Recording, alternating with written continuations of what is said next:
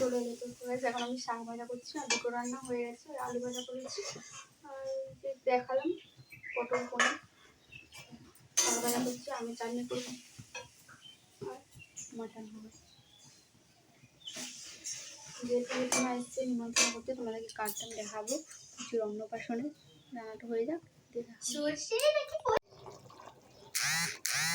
তো আমার সব রান্নাই কমপ্লিট হয়ে গেল। এখন মটনটা ফুটছে আর একটুখানি বাকি আছে। 11:30টার মতো বাজে, ওরা থাকবে, চলে গেছে। তাড়াতাড়ি করে রান্না করছি, খাওয়া দাওয়া করে চলে যাবে। বাইরে তো মেঘ চলে এসছে, আজকে তো মেঘলা ওয়েদার, রোদ নেই, বেশ ভালোই লাগছে। এই যে দেখো কুচুর অন্নপ্রাশনের কার্ডটা একবারে অন্যরকম হয়েছে, বিয়ের কার্ডের মতো করে দিয়েছে যেন। আর অন্যরকম লেখাটাও লিখেছে, বেশ সুন্দর, তোমরা একবার পড়ে নাও আর কুচুর নামটাও দেখে নাও তোমরা।